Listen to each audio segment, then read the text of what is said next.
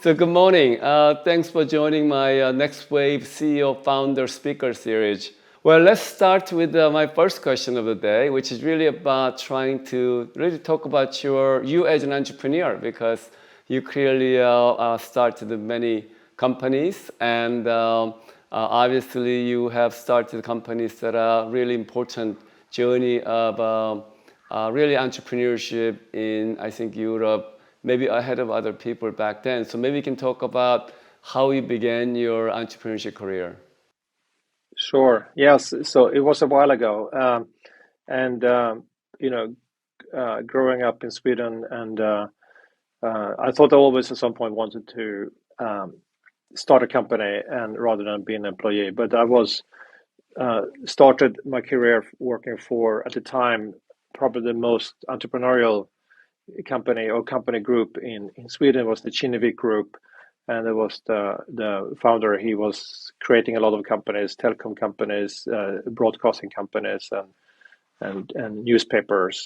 So it was really non kind of tech, but it was very entrepreneurial. So that's where I kind of learned a lot about entrepreneurship, and that was in the 90s. And I was working as building out the internet services around Europe, and I saw the whole .com boom happening, and I thought I kind of missed the opportunity of a lifetime. So end of 99, me and myself and a colleague, we decided this is the time. We learned everything we can, and now let's go out and become entrepreneurs. So timing was perfect, because I quit and then actually left in, I think, in February 2000, and was just a few weeks before NASDAQ peaked and we had the beginning of the .com crash.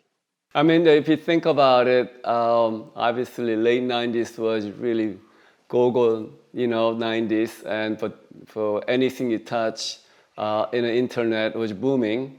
And then you came out with Kazaa in, I think, year 2000, right? So your timing, you could say it's good, but also not a best timing, given that .com got busted in, I think, if I remember, March 2001. Exactly.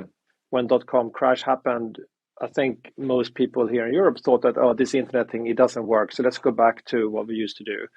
And there was very, very few people who were entrepreneurs in Europe, and very few investors. And the investors were risk averse, and we went out to started Kazaa, which was file sharing. At the same time, you had Napster that got into a lot of challenges with the American record companies. So we got rejected by pretty much all investors we tried to raise money from. So we had to bootstrap, and but we managed to get off the ground and actually bootstrap the company and got some advertisement revenues, and then we started to grow like crazy, but we never managed to raise money. Well, that's amazing. So you never really raised the money. That file sharing concept was so powerful back year 2000. I mean, actually, I was a beneficiary of that, my own company, because I was doing a chipsets that enabling people to download MP3 music and then burn CDs, and that's how we went IPO. So we had a really benefit of that. File sharing was a very important part of my ecosystem, and obviously you enable people to download many things. Yeah. No, it was a lot of things happening at the same time, a lot of technologies that came together. And I think at the time, the previous, I think that what happened on the internet in the 90s was very much kind of broadcast medium, and it was not about any direct peer-to-peer, person-to-person interaction. And what I think the big opening with peer-to-peer was, I think, were two things. Was one on the technology side, that you could actually transfer large files or large data streams directly between computers or through like a mesh of networks, and you could avoid very expensive bottlenecks in the servers, and because we really had poor bandwidth and server capacity. But so that was a technical kind of breakthrough that enabled that. But the other thing that was kind of probably bigger was that it was really when we first iteration of kind of social networks where people could just connect with each other without intermediaries, and I think that was a big big revelation for a lot of people all around the world. And that's why, at the time at the time, Kazaa and then we had we licensed our software to others, and it was one network, and it was so Kazaa became the most downloaded software with something like 400 million downloads, this was like early 2000. It wasn't so many people on the internet back then. And I think at some point it was, a lot of the internet traffic was also from Kazaa and other peer-to-peer. That was just incredible time. And you're right, 400 million download. Even today is a big number. So back then it was it was really a way of sharing. And also if you think about the concept of peer-to-peer and decentralized, that whole concept of what people talk about today on Web3, yes, you started in year 2000. So Niklas, then Kazaa, and then I guess there's some regulatory topics and others are coming in. Tell us of the journey of how it went. How did you manage that? And then obviously you had another startups that you also got involved. When we launched Kazaa, there was the same time we got inspired by Napster. We thought we could do something that was not music. They were doing music. We want to do all other things. People could share anything. But then when Napster started to get shut down, we inherited all their users kind of came to us. So we also got their challenges with record companies and movie studios. So we ended up being sued by all the major record companies and all the major movie studios in the US. And so that became like a big legal battle that eventually got settled, and actually we won in the Supreme Court in the Netherlands, but it was after we kind of moved on.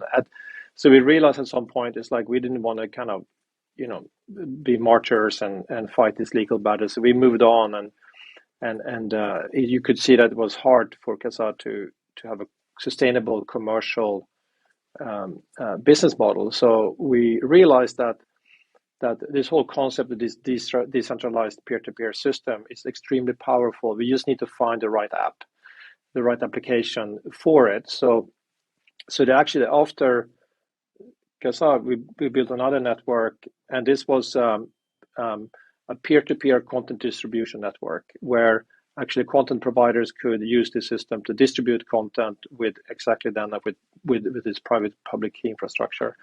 And we got a few customers on that, but it didn't really take off. So at the time we were doing that, we were all by the way, we were a distributed company. We didn't have offices. We all worked from homes. So I was in Stockholm, my co-founder was in Copenhagen, our engineering team, we were small, we're in Estonia. So we were a remote first company at the time. And we thought that it's pretty inefficient to be a remote company, to pick up the phone and make phone calls. It's expensive. Cannot see each other.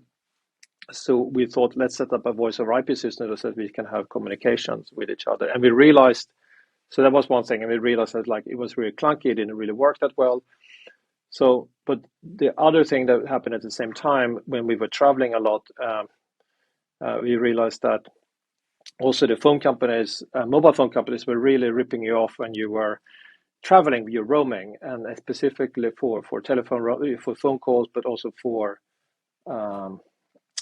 data. The enabling technologies that happened at that time was Wi-Fi that started to be pervasive, broadband, and the PDAs, so the precursors to the smartphones, which were Wi-Fi enabled, and these were pretty clunky, but they had a Windows Pocket PC, mobile Windows at the time, so you could actually install software on it. So we thought that wouldn't it be amazing if we could actually put some voice over IP and text messaging software on these devices, and then you can actually take advantage of the global internet, the global Wi-Fi networks, and you can provide a global phone service, mobile phone service that is used software. And we thought we can disrupt the telecom companies by just providing a software and using that peer-to-peer technology. And it turned out that one of the challenges with the legacy voice over IP technologies was that you required IP addresses to connect with each other. But now you all had network address translation devices, routers at their homes, so you cannot connect. But we cannot find connections. But the actual peer-to-peer is exactly what it's doing. It's finding a way to connect. So there was one of those kind of moments when you're the chemist in the lab and you're mixing things and something happens and you're realizing that actually you have the solution. So that was just kind of, I think, just iterating things and being open-minded. We thought we had an opportunity to provide a very transformative service that would be very disruptive. But we also thought it was, socially, we thought it was really, really a good thing to do, because we were frustrated with the monopoly behavior of the telecom companies. So if we could solve that for ourselves, we can also solve it for millions of people all around the world who were taxed when they wanted to talk to their friends and their family. I mean, that's really awesome story, right? Because I don't know, people may not remember, but back then, roaming was so expensive. Global traveling is a nightmare. Connecting with international locations and remote workers are not very possible. But you're really experimenting all those concepts of, in a way, what we are doing today, right? The working from anywhere and connecting through phones and laptops and not being able to worry about paying all that charges. As you said, we explored a lot of services or applications that are like very, very big today. So of course, then was video, and we realized really quickly that needed a multi-party video, so we could both, and it was both for professional application, but also for, of course, for social applications. And the engineering team, they were very keen to develop what we refer to multi-chat, persistent multi-chats. You can have kind of channels and chat rooms. So it's like pretty much what Slack is today. Yeah, exactly. Yeah, no, you were really pioneering with all those new services that wasn't there, and it sounds like you were really doing it because you needed it, given your structure of the working from multi locations. So I guess exactly. Yeah, necessity is a mother of invention, and this is a clear case of entrepreneurs looking at it and solving problems. And did you know the market could be that big when you're working on these products? When we kind of wrote our business plan, our pitch, I think we said something, if we can only take 1% of the global telecom market, would be like a really big company. But it's hard to believe now that Skype became really, really big, and also at the time, it was a really big, when we got acquired by eBay, it was a very, very big acquisition at the time. 3 billion or so at 2005, which was the largest, globally the largest internet M&A after .com. So, but then it was hard. We didn't believe it could be that big, but we were dreaming. We certainly thought that there's a chance that it could become very big. So let's go for it. Let's build a company that can be transformative. And we thought as entrepreneurs, like, if we go, why don't we just go for it? And if you don't go for it, there's no chance. So we dreamed big and we had big ambitions, but I think we probably thought that the likelihood of success was probably slim. So Nicholas, if you look back, do you wish that actually you kept Skype in your hand back then and just keep going? Yeah. So we did buy it back with a group.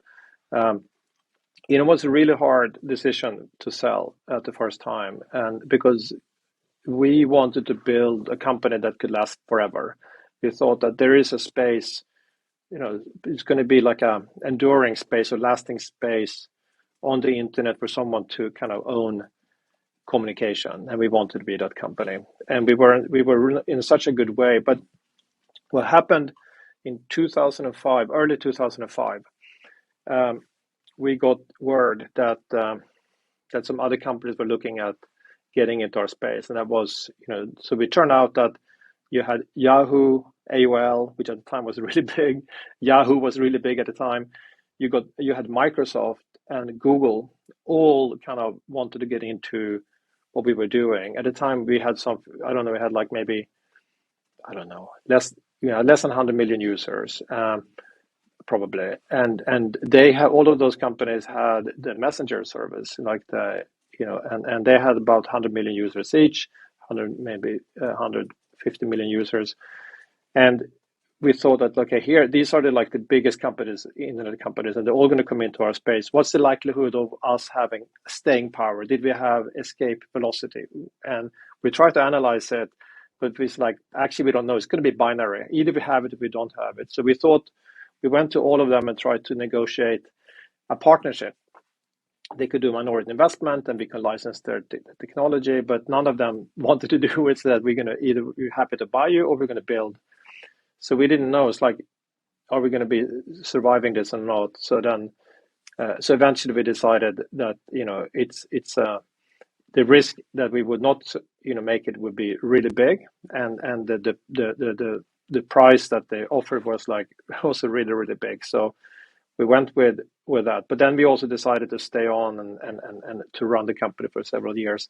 The ironic thing of this, of course, is that we did have escape velocity. None of these big giants could threaten us.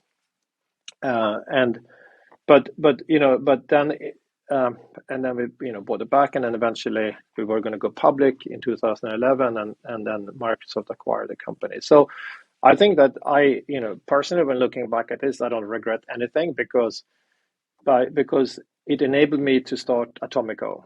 And one of the things that I learned when I was building, or when we as a team were building all these companies, we did it out of Europe. Started a little bit like in Sweden and in Estonia and Denmark, Amsterdam, and then eventually in London. So we were really a European company, but we built it out of Europe, and it was really hard. Was extremely. I mean, we failed, by the way, also raising money, Series A, for until we launched Skype. So I realized that the only place in the world that had an ecosystem for entrepreneurship was Silicon Valley. That was the only place that really had where you had investors who wanted to take bets on entrepreneurs and take big risks and go for it. The European VCs were very risk averse, and there were very few people who had any experience of building companies. So I thought that it's not okay for Silicon Valley to be the only place in the world to have entrepreneurship, because in Europe we have so much talent, we have some of the best technical universities, we have great infrastructure, we have people who are traveling. So there is no reason why we shouldn't have it. So I became really, really passionate and to contribute to creating and building a prosperous tech ecosystem in here in Europe. And I thought that the best platform for me, or vehicle for me to do that, was actually through Atomico. So in that regard, I'm really, really pleased with how everything kind of turned out. It is an interesting journey, because you're right, because I've been involved with the European companies for some time now. Maybe my biggest involvement was ARM, which became one of the most successful really chip company that came out of Europe, I would say. And pretty much every people on earth are using processor designed by Cambridge company, and that are really enabling the digital and mobile and cloud applications. So it's incredible what you have done. But do you see more of that opportunities going forward coming from Europe, and what challenges do you see as well? Yeah. So I'm really pleased to witness, and we're issuing this report, State of European Tech report, every year, end of every year. And I think the first one was 7 years ago, 7-8 years ago. And the first one, it was very thin. It was just like a leaflet. And we had to do it because we got this question all the time. It's like, but there is no tech in Europe. It's like, no, there is. There's something. Something is starting to happen, and now it has happened. And of course, this year is a bit of a reset globally in tech. But European tech, the value of European tech is about $2.3 trillion. Of course, if you look at compare that, in the US you have like companies worth of that, but it's a lot. And end of last year was 250 unicorns. I think we're probably not going to see so many new ones. So for a while, it's a reset. But I think the statistics that I think is really, really telling is that last year, if you look at number of the amount invested in seed capital or financing rounds less than $5 million, the global share of those kind of investments, US had 35%, but Europe had 33% of that global share. So we're kind of on par last year in terms of kind of that early stage seed funding, and that's telling because that means that we have a funnel that is as big. Now, are we able to build companies that at a really, really big scale, 100 billion plus companies? Yes, we are, because there's nothing that holds back anymore. And because what are the ingredients that you need to have in this ecosystem for a thriving ecosystem for companies to become really, really big? You need talent. There is, plenty of talent. There's some of the best universities in the world, more software developer than US, but also what has happened in the last 20 years since we started almost 20 years now since Skype was launched, was that there's recycling of talent. And when I was trying to hire people back then, as I said, there was no one in Europe who had experience of a scale up. So I hired some people from US who were happy to come over for a year or two in Europe and experience that. But now you have people who've been part of course, like, the Skype, cohort, and you have like the Spotify cohort, the Klarna cohort, the Adyen cohort, and the TransferWise cohort. And as a matter of fact, each company or very successful European company, like, Unicorn Plus, on average has actually generated 62 other founders and approximately 12,700 jobs. So, and these people then they learn from the working for in a startup scale up. They learn what the experience. They go back, they join a company, a startup, or maybe they start a company themselves. And the other thing that's happening is that successful entrepreneurs are becoming mentors and angel investors for that next generation. So that's just happening all the time. The other thing you need to have is, of course, capital. And now we have, on the seed stage, it's really healthy in Europe. It's so many new seed stage investment firms. And most of those partners or managers are entrepreneurs. And then on the venture side, you have firms like Atomico and a few others who can provide ample capital. And then you have the global growth stage and those global growth stage companies they're global. They're investing in Europe, they're investing in US and Asia, everywhere. Now, this year they seem to have gone away. But so that's a global problem, that there's a lack of growth capital. But that's a temporary thing. So, and the ambition is just, and then there's the ambition level, right? That's something that we've always criticized back in the day, that there's no ambition and there's no risk taking. And what I have seen is that each time there's a new breakout company, that sets the bar and aspiration for that next generation of founders. And I think a good example of this is say Klarna, that they started, the founders there in Sweden, and Swedish company, and they started the same year that Skype was acquired, and they saw what we had done, is they aspired to have that type of success.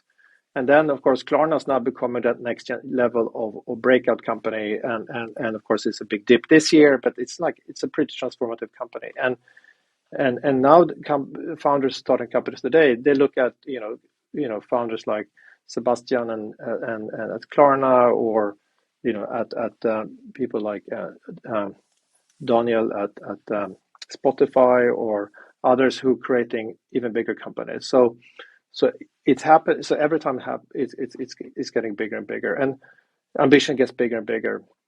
The other thing that's happened also lately is that companies don't get back when we sold Skype, what were the options? We really tried to analyze, like, what are the options, right? We didn't have so much revenue, and are we going to go public? There's no market to go public at that time. So, but today is an ample, not this year, but in general now, over the last few years, there's plenty of companies going public, European companies going public, and the founders continue to stay on to run the companies. So that's also now what all the founders that we speak to at Atomico, at some point their plan, their ambition is to go public. So that's why this has really transformed.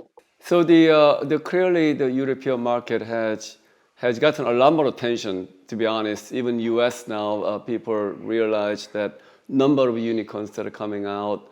And even personally, I got involved in a number of companies here that became unicorns. And the speed and scale is becoming bigger.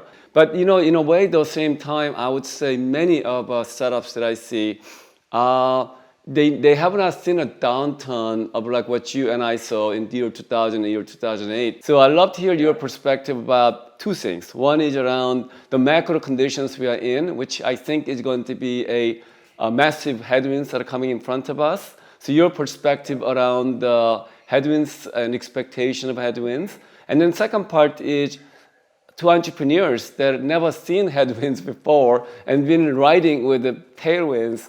What advice would you give to the entrepreneurs that are fronting headwinds that are in front? In a way, what's happening today, it's sometimes when you've been overheated, it's nice with a cold shower to wake up. And it's a big reset, and it's going to be a really, really good learning for everyone. And as I said, you've been through downturns, so have I. But most entrepreneurs, new entrepreneurs today, but also most people in all these new venture firms, they haven't really seen it, right? So they think it's only one way, it's up, and everyone's been flushed with capital. It's been easy to raise money, but we also know that the likelihood for a startup to be an enduring big company is pretty low. But over the last several years, even companies that were kind of mediocre managed to get funding, and they just kind of propelled.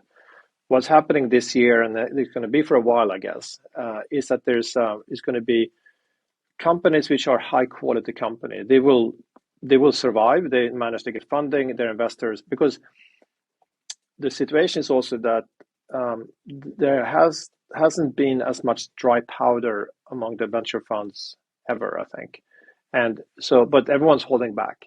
But what all the venture firms are doing, they're making sure that the good companies in their portfolios are funded, so they can kind of continue to execute. But there will be, and it's already happening, there's a shakeout of those kind of companies which are not performing that great. They will struggle and they will shut down.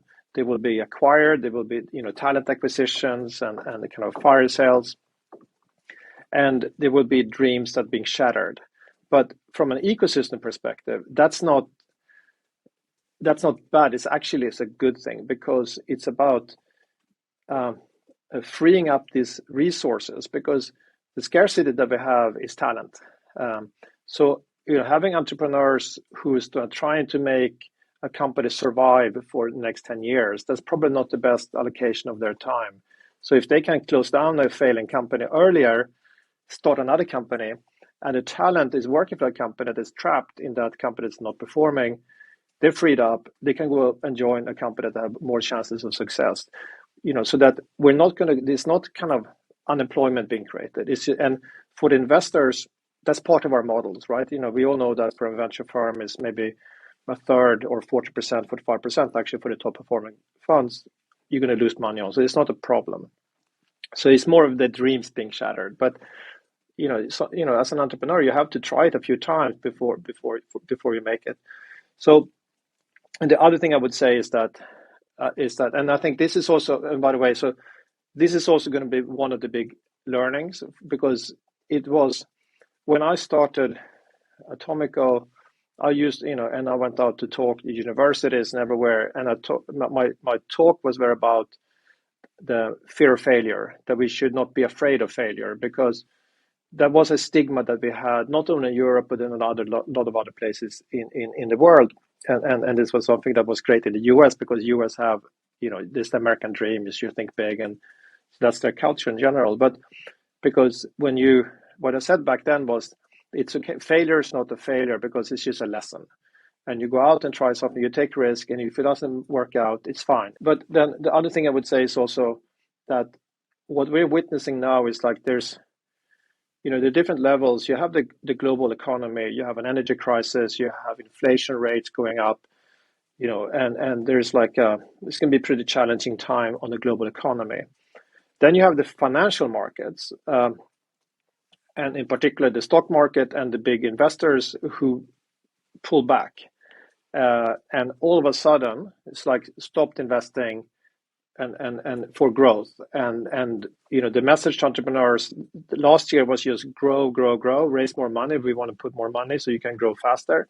All of a sudden, the message changed. It's like, no, you need to get to profitability. We're not going to invest so much money. But they still have money, but it's being held back. And of course, for the large growth investors, maybe because we had a lot of investors, hedge funds coming in, they're kind of moving that maybe to capital markets or they're holding back. But the point here is that we're talking about entrepreneurship and innovation. That has nothing to do with the financial markets and has nothing to do with the global economy, because technology is building, as you know, as Lego blocks on top of other types of technologies, and the technology toolkits just get more powerful every year because of innovation. And entrepreneurship is about, I know it myself because I started companies when there was downturns. So I think that you're right. The time like this, it'll clean up in a way the market that has been maybe any companies could be out in the place. So in a way, the resource allocation perspective, I think it'll be more optimum, right? Because I think the better companies are going to be even better funded and better supported. And the talent, if talent is a scarce resource, and obviously which is, in this case, it'll be better distributed more optimally. So that's one aspect. I think the other aspect you're talking about is the not being afraid of being a failure, because failures is how you learn, particularly in Silicon Valley. That's what I always emphasize. People are getting credit for being failure because you learn something. Whereas like in other places like Korea and Germany and others, what I notice is they're really afraid of being failure because stigma of being failure is really, really big in society, which I think it makes the entrepreneurs less brave and less bold, which I think is a cultural issues that we have to deal with. I think that are inherent in our cultural difference. And I think then the other thing is, right, when you're early, it shouldn't matter as much because you're building something big, and in a way, it should not be a financial cycle driven, but it's a technological cycle driven and entrepreneur energy driven. So you're absolutely right. And I was going to ask you, given that I know my fund, we do deep tech investment because deep tech is more about fundamental. And I want to get your perspective about deep tech investment space in Europe, and what is your thoughts about the opportunities going forward? Yeah, I'm glad you bring that up. I think that deep tech companies are really, really important, and I think we've seen with there's a big because technology is really a strong force for transformation, and a lot of companies are building on the really, really top layer of a lot of technologies underneath, right? But when you use having the toolkit becomes more and more powerful. So investing in companies that actually are on the frontier and innovating on the fundamental level creates more capabilities in the future, and I think it's really, really important for society because we're having a few challenges. If you take, of course, right now there's energy crisis. Well, energy, all right. We need to fix energy, right? Like, okay, so this is where venture, this is where entrepreneurship, science, innovation, bold bets really can be transformative, and that is deep tech. So I think it's fundamentally important that we continue to back deep tech companies. What I've seen though what I'm encouraged to see, and we have done a lot of deep tech investments also over the years, and because we believe in that some of these companies have the potential to become very, very big transformative companies, but it can also be transformative in a positive way for society. But what I've seen, and this was us not only this year, but also like last year and the year before when the investment market was really, really hot, it's been a challenge, and this is not only Europe, this is globally. it's been quite a big challenge for those companies to attract capital. And it's relatively easy to get seed funding and venture funding, but some of these companies may require several billions of dollars or euros before they even have a product out.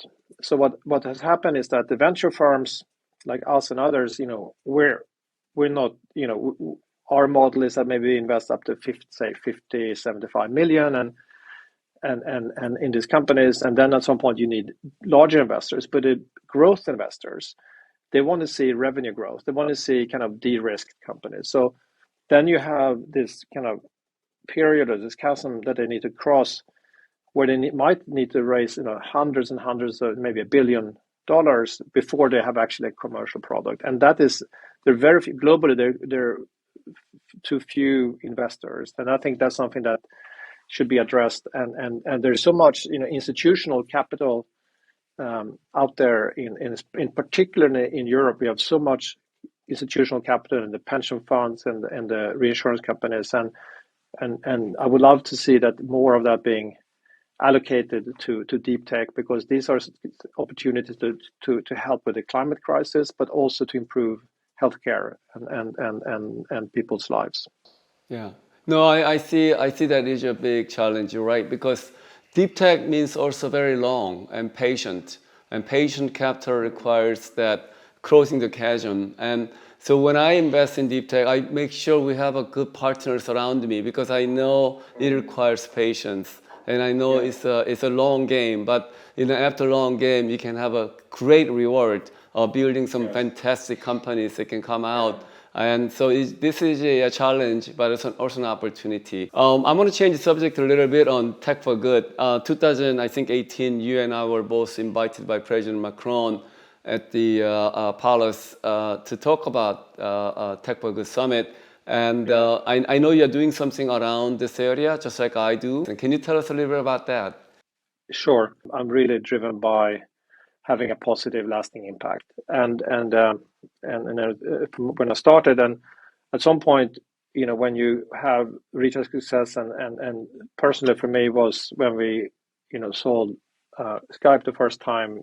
I was in a new situation. I had a lot of capital, but I had also other things. You had influence, could influence people. People might be inspired by what I do. So I thought I was like a role model, and so it became quite natural, for me and my wife to set up a foundations, because it's like, oh, we have all this money. What can we do with it? Of course, we invest in business, but we always thought about it. Of course, you can have a nicer lifestyle, but we can use this to invest in the world to make it better. And you can do that in different ways. And broadly, I think there's like maybe 3-4 ways you can do it. And I think there's like more of a portfolio, so that on one end, there's philanthropy, where you basically you give away money and you don't get any financial return.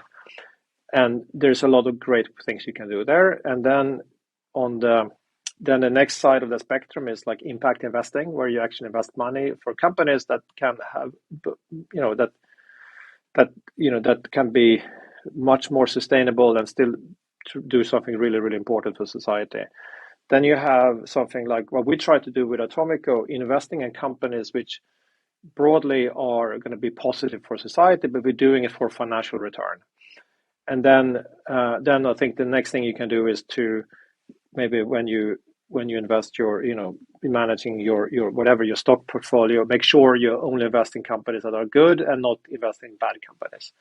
So we set up our foundation and with objective to follow things that we were passionate about and we thought were important. And one was environment and primarily climate, and then the Baltic Sea, and also human rights. How we think about that, by the way, is just like we do with venture. It's like is finding what is the strategies and what are the causes, finding the best organizations, and doing due diligence, providing capital for maybe a few years, but also holding them accountable. Because just like we talked about entrepreneurs which are failing over the last few years, there's been all these entrepreneurs starting companies and they got money, right? And then they got more money but still didn't build any sustainable businesses. I think it's important with philanthropy that because there's passion, right? It's like there's someone who is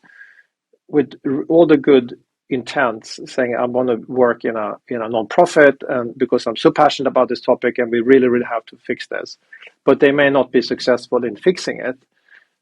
So then the donors should not then continue to donate money on that again because you need to make sure they're actually having an impact, which is hard to measure in philanthropy. And then I think what I realized also many years ago was that the biggest lever for positive lasting change that I'm involved with is actually what we do with Atomico. So companies have historically created a lot of welfare and wealth and civilization and everything, but also created a lot of problems. Negative externalities, and that has actually, of course, also happened in tech, as we know, with big tech.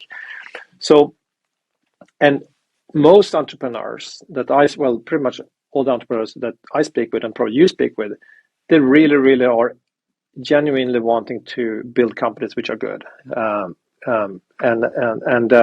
So, what we can do is to back those kind of companies. We talked about deep tech companies, but it doesn't have to be deep tech companies. But it's just companies with building products and services which are like have a positive, net positive impact on society.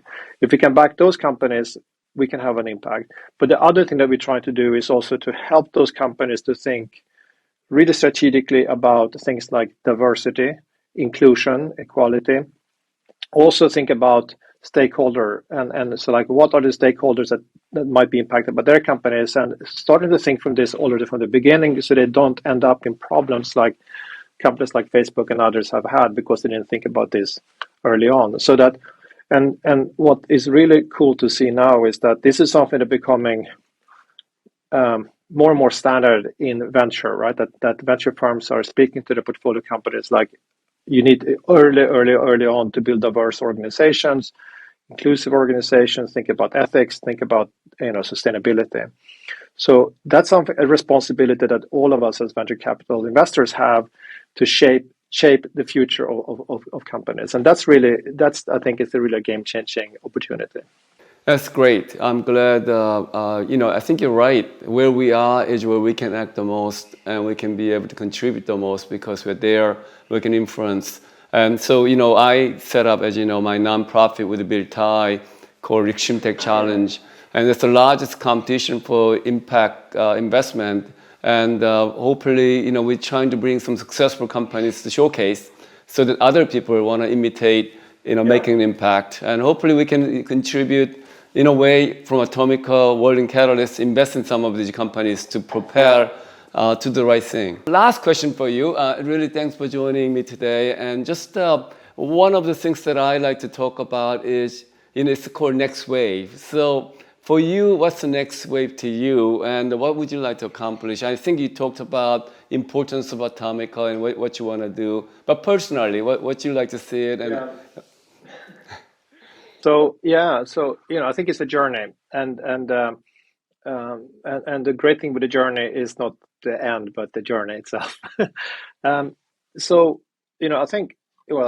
that I'm driven by this, and I'm passionate really about this mission that I had when I started Atomico. First was maybe more to build, to help to build and participate to build the ecosystem. Then that has been shifted to shape it.